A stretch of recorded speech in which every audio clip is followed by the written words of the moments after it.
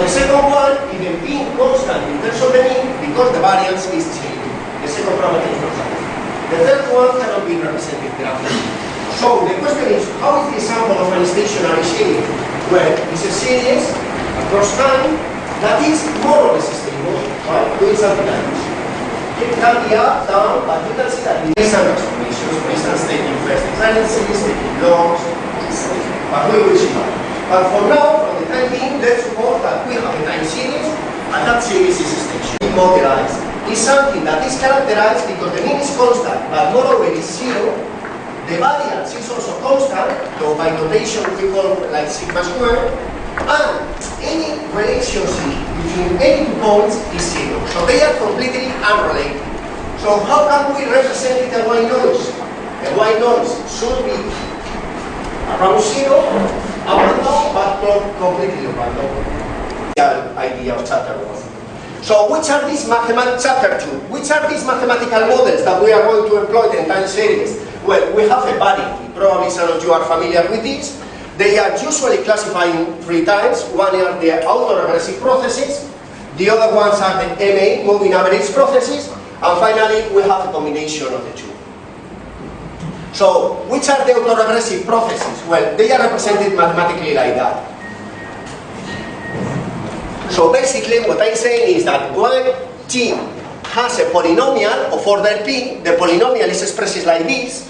Well, you know that L is just a mathematical operator like plus, minus, multiplication, etc., such that that operator time yt becomes yt minus 1. So it's the lag operator, it's lagging my values. In the same way, it's a function of the value yesterday, the value 2 days ago, p days ago, plus the y noise. You can say, well, and what is the order P that?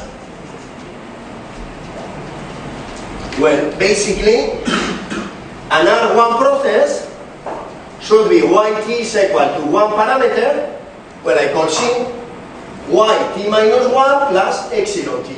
It's an R simple, but it's very much used in finance. For instance, when we have stock market returns, or even stock market prices, properly said, let's suppose that we have data on some stocks, and they are doing something like this. And in many cases, when you estimate this parameter is something like 0.87, for instance, and the key issue here is to know if this, that I will explain later. But the idea is that if this parameter is equal to 1, we are saying that yt is equal to the previous value plus the y noise.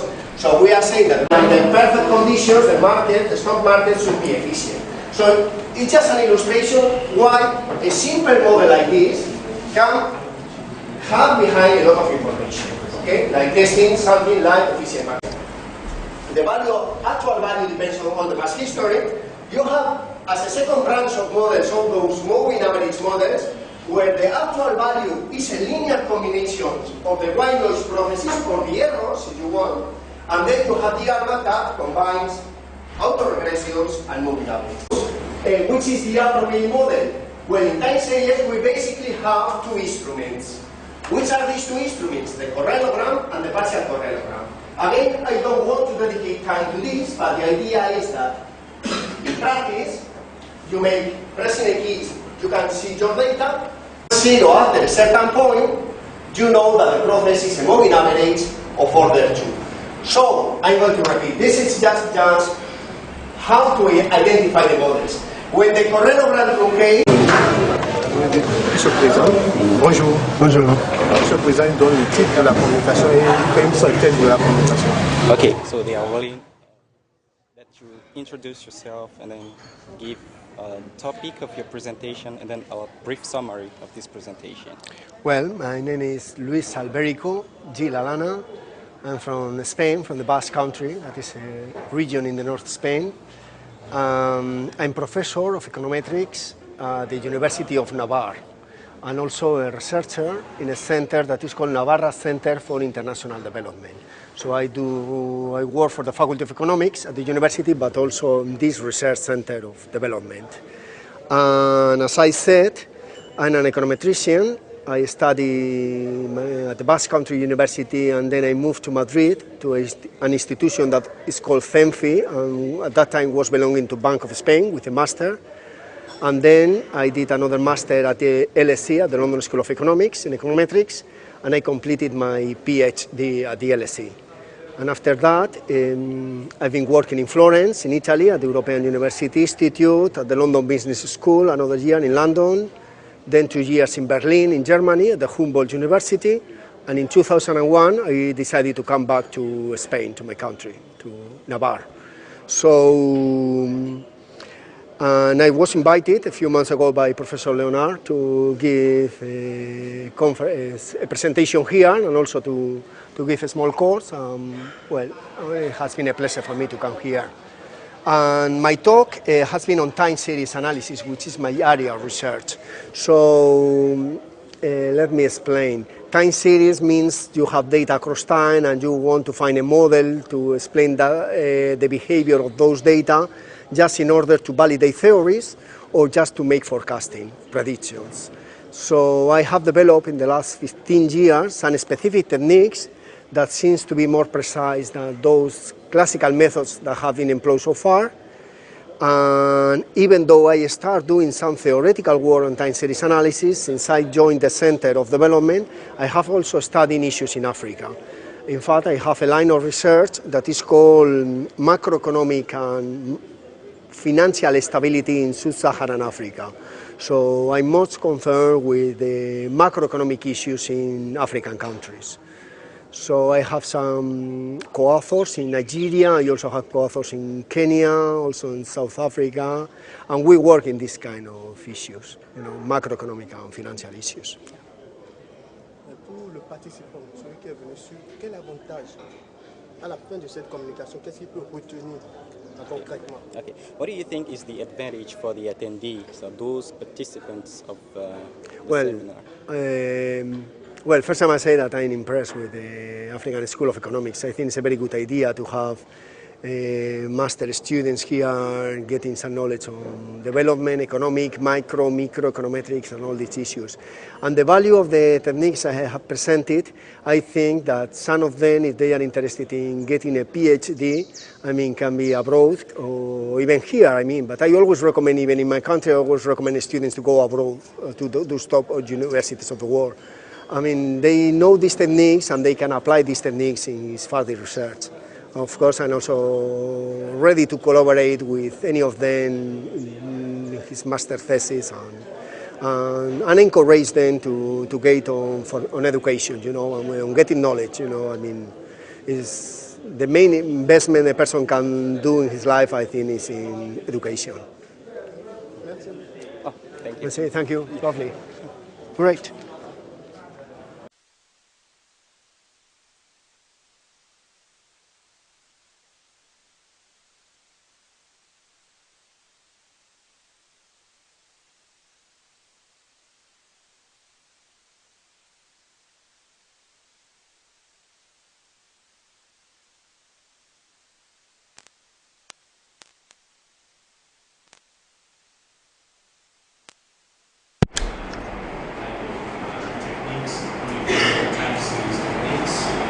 Number of months' time, you have options, okay, where you fix the price, but you have an option to exercise or not to exercise, things like that. So you also have derivative pricing, and then of course very often in finance also you deal with portfolios, okay, so you have a portfolio of assets, sometimes different types of assets, okay, stocks, bonds, for example, right, different types of derivative instruments, and then you try to kind of maximize the return for given level of risk. Okay, so all that has to do with hedging as well. Okay, protecting yourself from risk. Big, very, very central here, like we say, is the issue of uncertainty and modeling uncertainty or modeling risk. All right. Because like the recent global financial crisis illustrates, even in markets that are quite developed, you can still have different types of pricing bubbles. You might have inadequate risk management, probably arising from inadequate regulation, and so on. Okay, just to be aware that very often, but of course there are many other different types of returns you could look at. You could look at returns on bond prices, you could look at exchange rates, because some people use foreign currencies as an asset. Okay, where they make returns. You we look at interest rates and so on. Very often when financial analysts work with prices, what they observe is prices. For example, when you look at your screen in your laptop, very often what you actually observe is prices. Okay? Either stock prices, bond prices. Actually, you can generalize, generalizations of results. So kind of this is a natural way to do this. Just briefly to recap this, I'm sure many of you know this already. Okay, but just briefly to recap, there are different definitions of returns. Let's say shares, stocks, company. Okay, you can look at the return from that particular investment. So, for example, if you buy a share of 1,000 francs, okay, and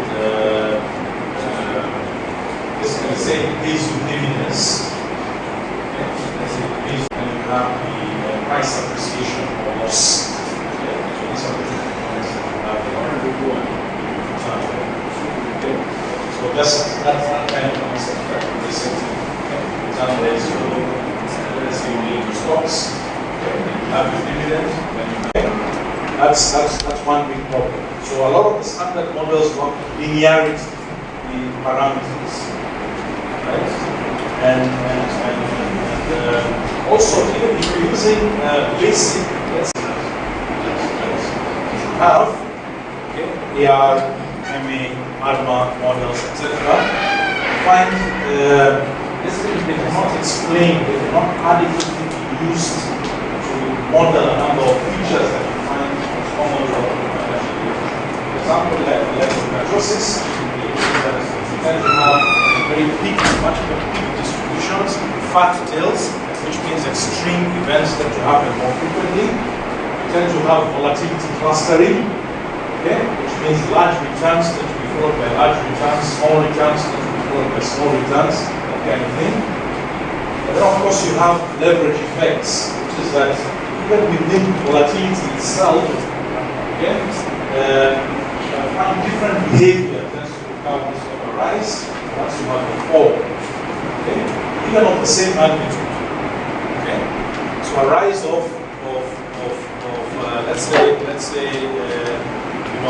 20 francs, the share price, okay, tends to lead to very different kind of reaction in volatility from a fall, let's say 20 francs. Okay. And generally we have a...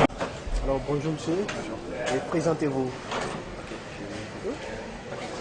They're asking you to introduce yourself. So, my name is Professor Robert Mudida. I'm an associate professor of political economy at Strathmore University and also an unresident fellow at the Navarra Center for International Development. I teach in the areas of economics, public policy, econometrics and negotiation.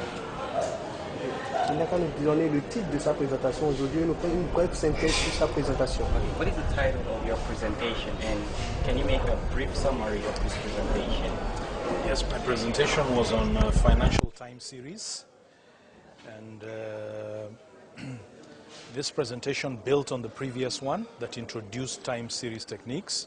So a lot of the data that we find in a lot of financial data is data observations over time. However, my presentation dealt with the fact that financial data has a number of unique characteristics. All right. For example, volatility in financial data tends to cluster over time. Small periods of volatility tend to be followed by other periods of minor volatility, and periods of major volatility tend to be followed by major volatility. Also, very often financial data is non-normal data. So my presentation dealt with techniques to kind of exploit these features of financial data to be able to properly estimate appropriate models in financial data. And I dealt primarily with the estimation of arch models autoregressive conditional heteroscedasticity models, and GACH models, which are generalized autoregressive conditional heteroscedasticity models. Quels sont les avantages que gagne le participant en venant sur cette communication? So for the attendee, for the participants, what is the advantage of this presentation, of this seminar? Yes, the advantage is that a number of them will be working with financial data. For example, interest rates, exchange rates, stock returns, bond returns, and so on, because the financial sector is very important in many of our economies. So my presentation dealt with different methods that can enable you to work more effectively or more effectively model financial data. So it'll be very useful particularly for people who are doing research in different types of, or using different types of financial data in their research. So it'll give them techniques to be able to more effectively model that type of data. Okay, so to finish, what do you think about the African School of Economics? How do you see the school? I've been very, very impressed by the African School of Economics. Okay. Oui. Il a fait comme si on n'avait pas posé la question. Pardon, pardon, qu'est-ce qu'il pense de l'African School économique? Okay, so it's like you answered based on the questions that you assume that we didn't ask any question about ASC, so you just give your impressions about ASC just like this. Assume that we didn't ask any question about this. So okay, we don't want a question to be in the video. So just like we didn't ask any question. Okay. Yeah, no, basically I think it's a very good initiative, bringing top scholars from all over the world to build capacity in research in Africa, in the lovely country of Benin. So I think it's a very, very good place to have this particular school and this convergence of scholars. I think it's a very, very good initiative that will definitely build capacity in economic research and public policy. And I think the students you have here will really benefit from the different presentations and also from a chance to present their own work. So I think it's an excellent initiative to build capacity for research in economics and public policy in Africa. So keep up the good work. Thank you. Okay, thank you. All right. So you see the star here, which tells the number. So in the table, you see all the procedures that it assumes the number is 1. Now something, then 2, then 3, then 4. And BIC is just saying, if you don't like too much parameters, choose it. Okay? And BIC is better when you're doing Bayesian or a flexible model. So in this case, I think I have enough data to handle 4 labs. If your sample size is small,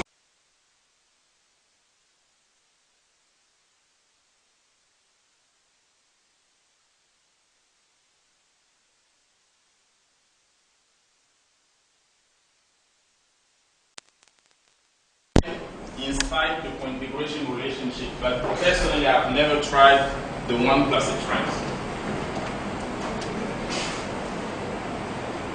Okay, now how do you test for configuration? If you have only 2 variables, just run a regression of one on another and look if the residual are stationary. So you take the level, you run a regression of y1 onto y2. If the residual is stationary, if it's not I1 again, then you kind of confirm that there is configuration. With more than 2 variables, you cannot do it that way. You have to use one-set procedure. It's more complicated to explain because it does a spectral decomposition of the matrix phi calculated in some way. But we cannot do that, but we can use data. With a specific command, we get an estimate of the number of configuration relationship. So this is just a sketch of procedure if you have data. So first step, you verify that you have I1 variable. So here I take the three variables before. Consumption, GDP, and the CPI. So here I'm going to assume CPI is I1, okay, not I2. So you see everywhere you have unit root. Now step 2. You select the optimal P. So the variable in level. What is the optimal lab if you had to estimate the BAR model? And in starter you have a simple command called varsoc. Put the name of the variable, and you will see a star at the optimal lab. But this is the Bayesian criterion. It heavily penalizes the number of parameters. All other methods suggest 4 actually, but the BI show that n linear combinations are stationary. You have n variables, you have 3 variables, and you have 3 different linear combinations of variables that are stationary. If you have that, what do you say? This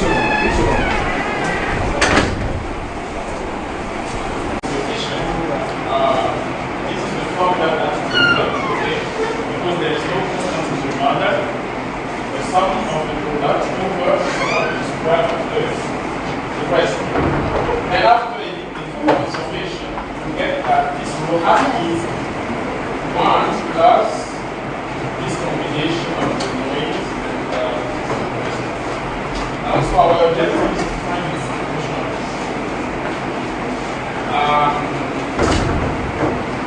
So usually what I'm going to be discussing is how we need to affect inference of this coefficient.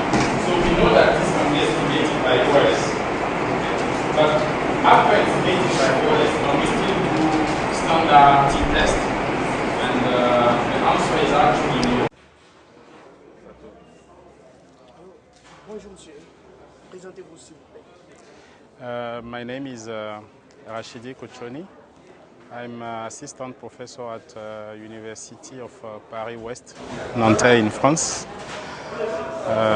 Today my presentation was on time series model, particularly on unit root and co-integration. So it's basically about how to model time series that are non-stationary.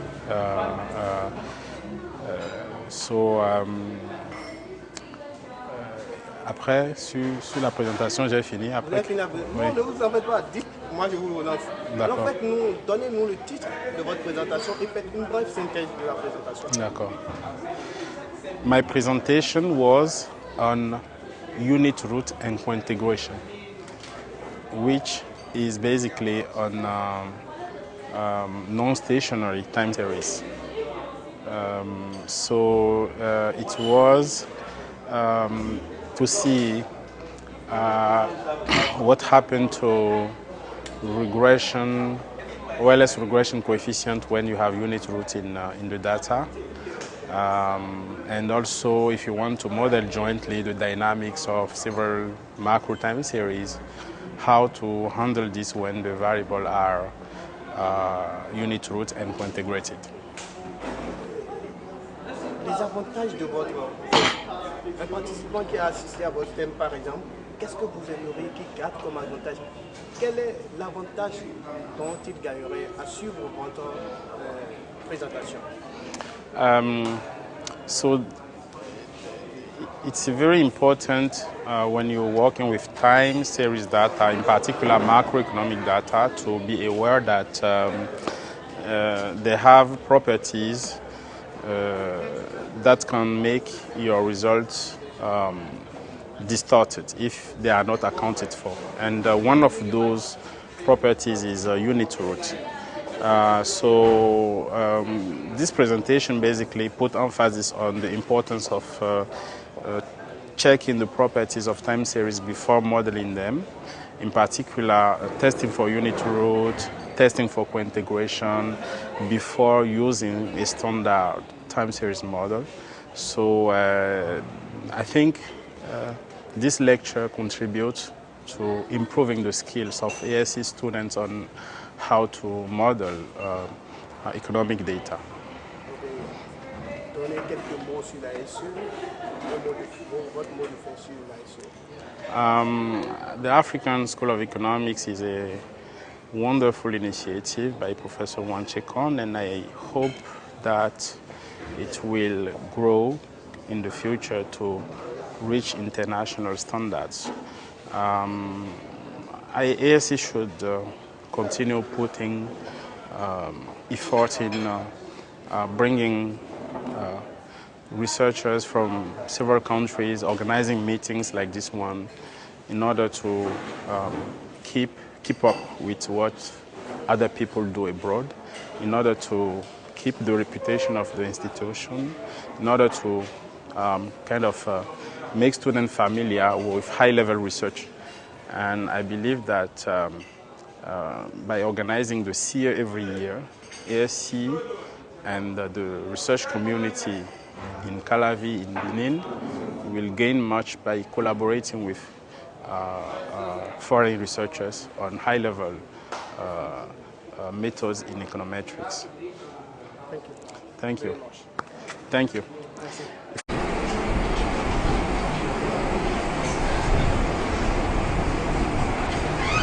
Compagnie de satellites de Luxembourg, SES, n'est pas le gouvernement pour la médiatique. Nous avons à peu près une centaine de participants venant d'une vingtaine de pays et d'une dizaine d'universités. Voilà, donc c'est ça. Par exemple, M. Manda, il est de la Tanzanie et il étudie à Yale. Lui, il est de l'Ouganda, il est venu.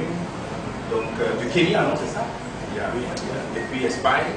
Voilà. Et puis voilà. Et voilà, le plus important, hein, ça c'est impressionnant. Une délégation de 10 étudiants de PhD du Ghana ont pris l'autobus pour venir étudier à l'école. Voilà. Donc,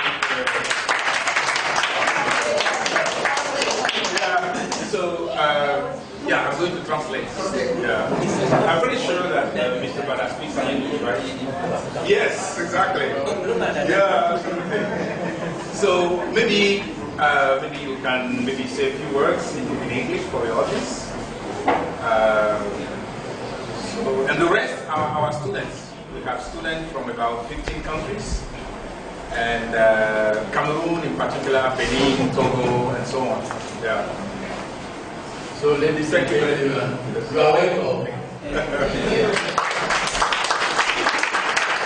And every time I was with students or people who want to learn, I was very, very happy because only with learn with education we can develop our country.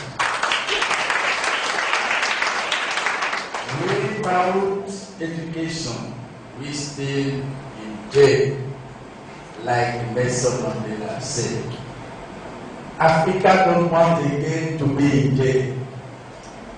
We want to develop education. So congratulations for all of you.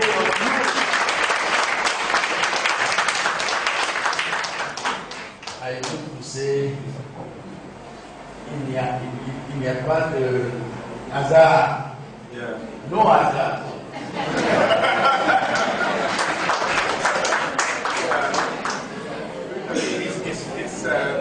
There is no question.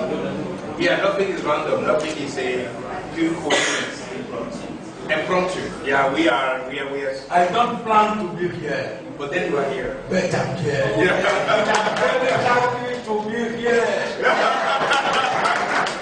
And let's go on education. With education, we can do everything. We all cannot go overseas. Let us, those people come to us, and new system help us to learn. So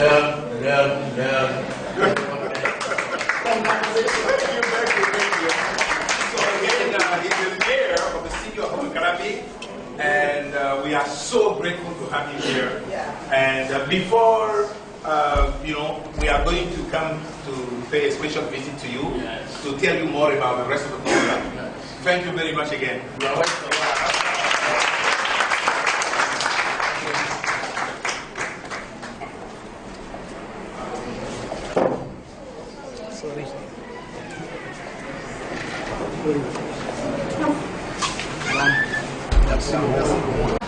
Loan officers are able to, I guess, have 14 to 15 customers per month. Can you imagine that? So, which means that there's a huge cost for the bank to screen each customer in terms of time, because loan officers are paid every week, every month, I don't know, and but at the same time, their productivity is really low. And this somehow justifies why there's a big gap between the interest rates.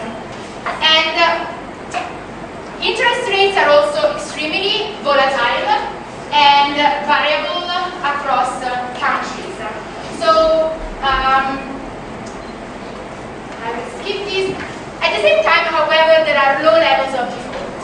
And the reason for that we will see in a while. One of the reasons is that banks and microfinance institutions, they try to acquire as much information as possible about their customers. We who, on the other hand, have very little incentive to default, because that bank represents the only source of financial access that they have. Okay, and the fact is that production and trade finance are the main reasons given for borrowing. Although we know that most of the times customers can get a loan, but then they could use it also for consumption purposes. And this is also related to some behavioral failures or let's say issues that they may face, and that we will see it in a while.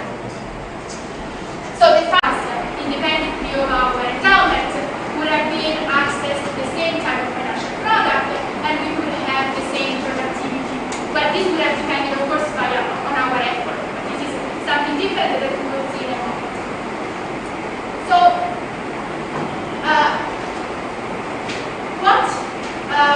so let's try to dig a bit more into this relationship between endowment and access to finance. So there is a persistency, and we all know, of inequality and poverty.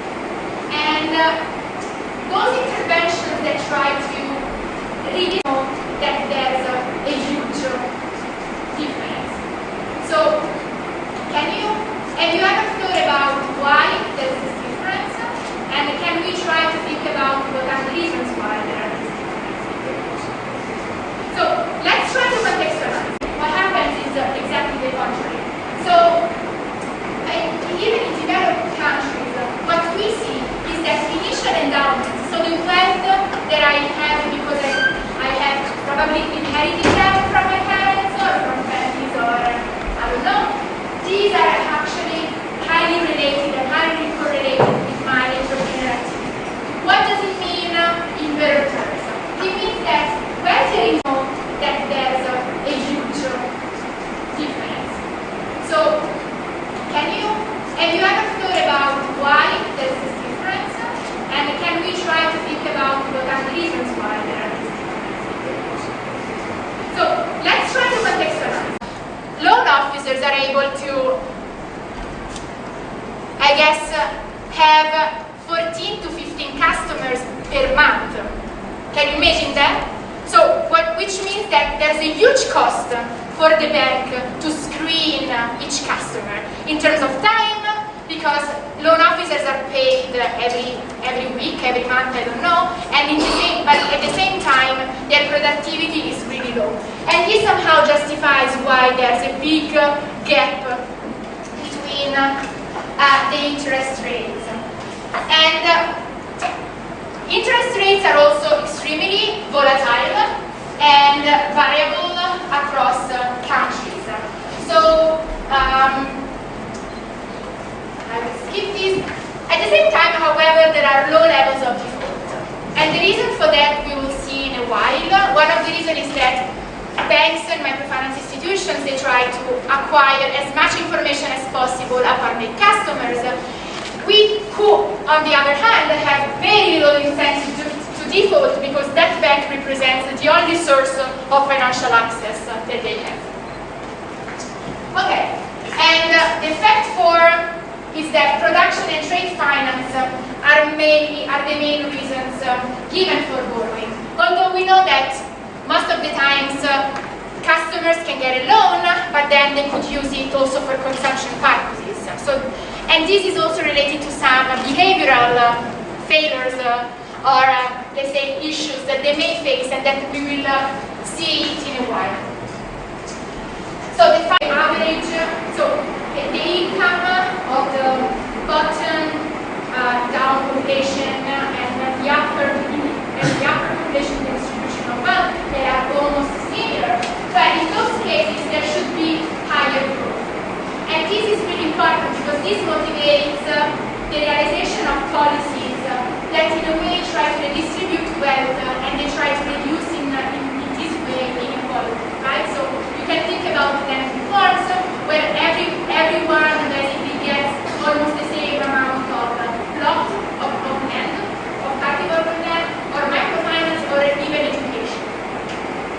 Okay, so I just want to show you a very small theoretical model about capital markets, and then starting from there to see what happens in reality.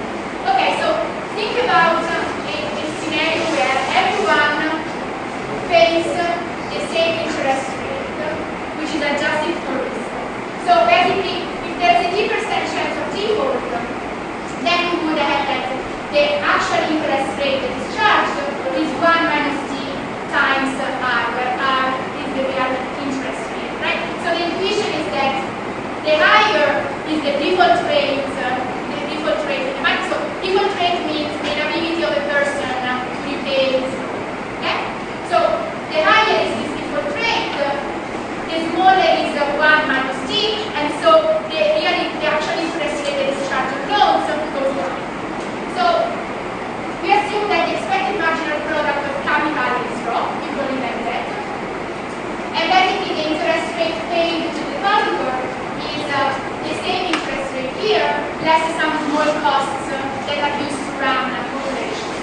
So what is the break-even? So what do we have to do to try to compute what is the real interest rate? Well, we have to equalize the expected marginal product of capital to 1 minus dr that we have seen here. So basically, the formula that helps me calculate the real interest rate charge in this context is the marginal productivity of capital divided by 1 minus d, where d is the default rate, as I told you before. Now, this is a very sterilized model. So, from here, however,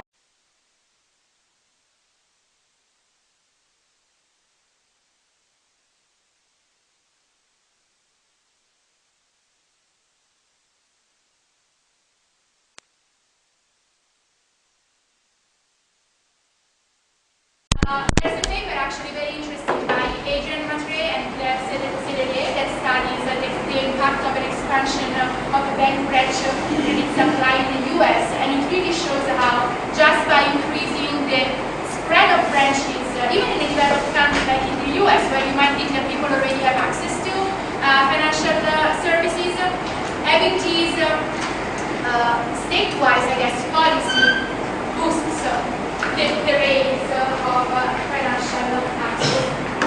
So we know that, and we already mentioned a few reasons for that. Credit markets are not efficient, and I will try to discuss with you what are the main failures, the market failures in credit markets.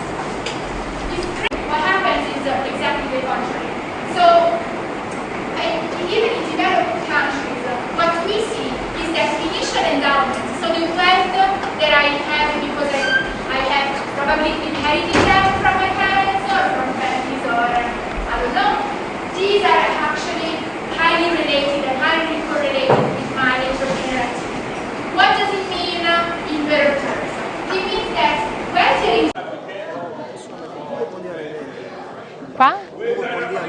la question. Oui, yeah, d'accord. Ça peut. Bonsoir. Hello, I'm Giorgia Barboni. I'm currently a postdoc visiting research associate at Princeton University at the Juris Rabinovitz Center for Public Policy and Finance. I defended my PhD in Italy, and over my PhD program I traveled and spent some time at the London School of Economics. Vous venez de présenter un brillant exposé, vous allez nous donner le titre et faire une petite synthèse de votre exposé.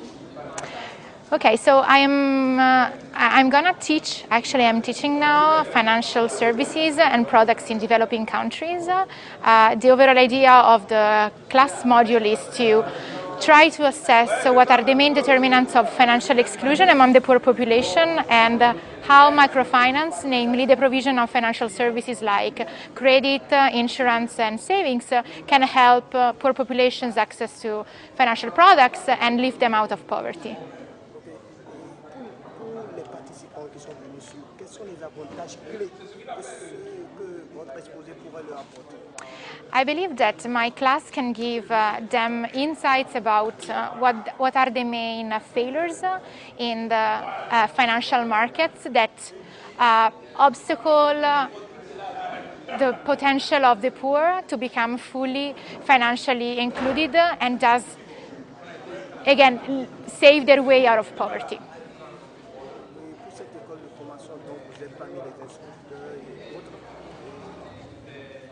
Quels sont les avantages que cela pourrait apporter à l'Afrique et au monde entier? Surtout le code. Can you say it again, sorry? Can you say again the question? What? L'African School of Economics, quels sont les avantages que cette école d'économie pourrait apporter au Bénin et en Afrique? Of the African School of Economics, you mean? Well, I believe that the African School of Economics can represent a great chance for students to be in touch with the internationally established scholars, get to know what are the most advanced research contributions in finance, economics, econometrics, and achieving this information is a crucial instrument for students to access to future professions in academia or as policymakers, in central banks, and in world organizations. Thank you very much. Merci beaucoup. So this week there are lectures going on and our school here has started. But I asked them to come and see what we are doing. So without further ado, I'm going to let Wilfried say a few words, and then ask the other colleagues to introduce themselves and say a few words as well. You know, it's a bilingual audience, but if you feel, but English is preferred if you don't mind. Okay, Wilfried. So if you are not from Benin, welcome. If you are from Benin, they say hello. And so it is good to see that I am a mathematician, so it is good to see that. Good to see that there are some economists with emphasis on mathematics. And so if you need any help from mathematics, I am in good contact of mathematics here. And so if you need some help in mathematics, we will be there for you. Now, Leona escaped Quebec. The confusing Berkeley with UCLA, he may lose his life.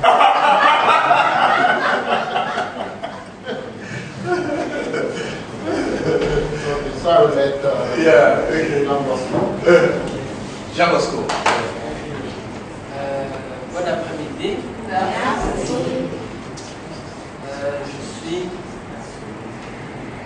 Je viens de Burundi. Je suis le chef de département de mathématiques à l'Université de Burundi. Il faut dire que le Burundi possède seulement une grande université et les autres sont des petites instituts. Maintenant, surtout au Bénin, je suis venu comme point focal.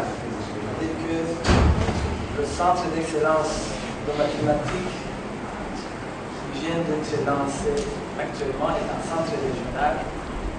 Et pour être régional, il a besoin que nous montrons et que nous parlons aussi chez nous et dans notre région des choses qui se font là-bas. J'ai rencontré votre directeur qui m'a parlé avec une grande passion de l'application des mathématiques. C'est pour cette raison que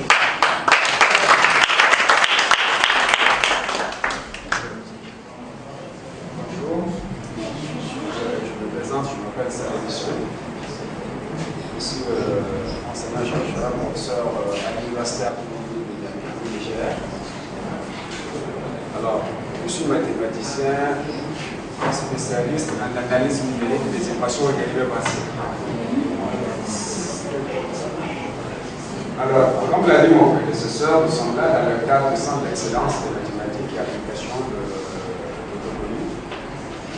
Je représente le plan de ce centre d'excellence au Niger. On a tenu une réunion hier, on assiste à l'école d'analyse dont Léonard et nous a parlé longuement, comme l'a dit mon prédécesseur au centre, on a jugé utile de faire un tour, voir les activités qui sont liées, parce que c'est des applications de mathématiques au problème économique de nos sociétés. Nous sommes disposés à collaborer pour amener à bien ce travail que nous devons pour sortir de l'Afrique des difficultés économiques et sociales dans lesquelles nous sommes aujourd'hui. Merci.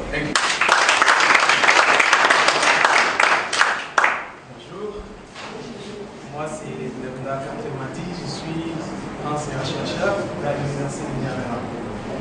Au Tchad, précisément. Et là, comme disait les collègues tout à l'heure, nous sommes venus dans le cadre du Centre d'excellence africain et surtout en sciences mathématiques. Et le centre est en collaboration et en partenariat avec votre école. Et du coup, votre directeur nous a parlé beaucoup de ce que vous faites ici et ce qui est vraiment encourageant parce que on peut vous envoyer aussi les jeunes mathématiciens pour se convertir à l'économie. Comme vous le savez bien, après, si vous voulez faire des trucs purement théoriques, les mathématiciens sont là pour vous aider. Je n'ai pas grand-chose à dire. Merci beaucoup. Merci infiniment. Donc, juste quelques mots pour finir. Donc, nous sommes ici en présence des étudiants de l'ASE. En fait, un certain nombre d'entre eux ont fait les mathématiques au niveau maîtrise avant de venir. Qui sont ceux qui ici ont une licence au moins ou une maîtrise en mathématiques? On a un certain nombre. Voilà. Et puis, nous avons également des visiteurs donc, qui sont là, notamment du Ghana, de l'Italie et de Princeton. Elle visite Princeton, mais elle est italienne. Et puis nous avons également des collègues qui sont professeurs. Il y a Pierre de Georgia State.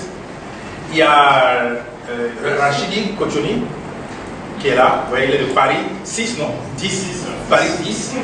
Voilà. Il y a Dozi Okoye qui est de Dalhousie University. Voilà. Donc j'ai parlé tout à l'heure de Georgia qui est de Princeton et qui est originaire d'Italie. Nous avons également une forte délégation ghanéenne qui est là. Je pense qu'ils sont sortis pour la prépa. Voilà. Donc ils sont venus du Ghana en autobus pour pouvoir suivre la formation. Vous avez le programme. Donc comme vous l'avez très bien souhaité, nous avons une tradition ici. Donc les étudiants, lorsqu'ils viennent dans le programme, pendant les 2 ans, ils prennent jusqu'à 100, plus de 100, jusqu'à 150 heures de mathématiques. Donc vraiment, c'est ça qui fait la force de ce programme. Donc beaucoup de statistiques également. Alors, donc parmi nos professeurs, il y a certains qui ont fait des diplômes en maths, des diplômes gradués en maths avant de nous rejoindre. Nous avons ici Kalba, qui fait Mathematical Finance. Voilà. Donc voilà un peu ce que nous faisons. Maintenant, par rapport à l'école de laquelle vous avez le programme, on fait 2 jours de cours comme vous. Bon, chez vous, c'est une semaine de cours, je ne sais pas. Maintenant, à partir de demain, ce sera des conférences. Et puis, il y aura un débat public le lundi. Samedi. Et je me suis autorisé de mettre le nom de Rupert Gambo comme l'un des présentateurs, donc le samedi. Je ne vais pas demander son avis avant de le mettre. Donc voilà, donc c'est ça. Et donc tout le monde ici est invité à y aller. Voilà. Donc merci infiniment à nos camarades d'être arrivés. On va prendre une pause de 10 minutes et pendant ce temps, vous avez le temps encore de rencontrer. Comme tu le connais, je vais te laisser. Bon, en fait, c'est titulaire de mathématiques à UCLA, University of California à Los Angeles. Alors, avant d'aller à UCLA, il a enseigné pendant une dizaine d'années. 21 ans. Pendant 21 ans à Georgia Tech. Pendant 21 ans à Georgia Tech.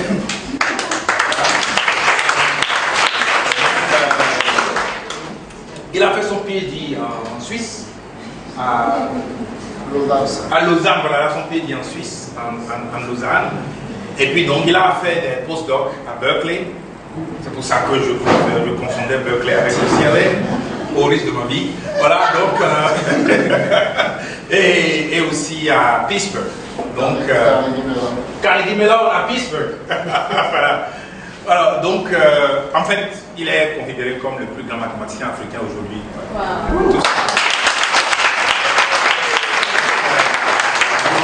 Nous sommes très fiers de l'avoir ici, très fiers de l'avoir parmi nous.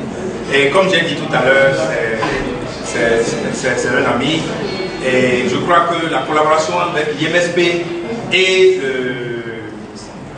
la SE va se renforcer à cause donc du partenariat qui existe et de l'amitié qui existe entre nous deux.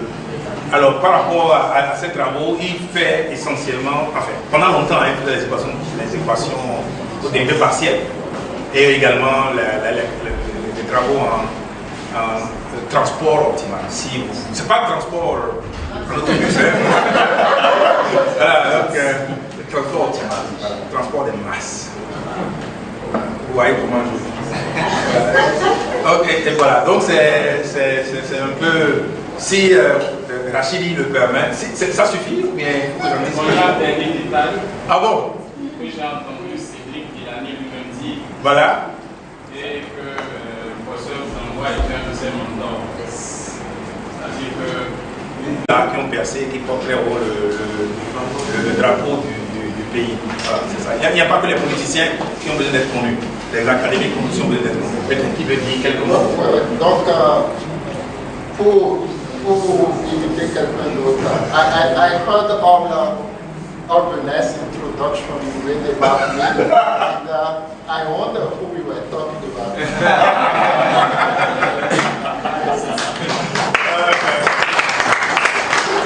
Donc, je me rappelle, on se fait ce jeu là. Donc moi je suis parti, tu vois, avec mes chaussures là, avec les trucs. Je me suis présenté à la conférence de Cédric Villani là. Alors il a pris le micro, il est parti pour dire, il ne faut pas penser que c'est juste un individu. Hein. Il se présente comme un individu, mais c'est un grand professeur de Princeton. Vous savez là où Princeton se trouve. Donc voilà, c'est mieux lorsque les bonnes choses et les éloges viennent des autres. Parce que lorsque ça vient de toi-même, ça fait que... c'est bien. Voilà, donc vraiment, vraiment, vraiment, une fois de plus, applaudissez la personne. Utilisez cela comme inspiration, surtout les jeunes. Pour savoir que nous ne sommes pas tous des transitaires au pays. Nous ne sommes pas tous des trafiquants. Voilà. Il y en a qui portent le drapeau, portent la science au niveau le plus élevé. Et ceux-là ont besoin d'être connus. Et je suis très très content qu'ils soient parmi nous ici aujourd'hui. Merci.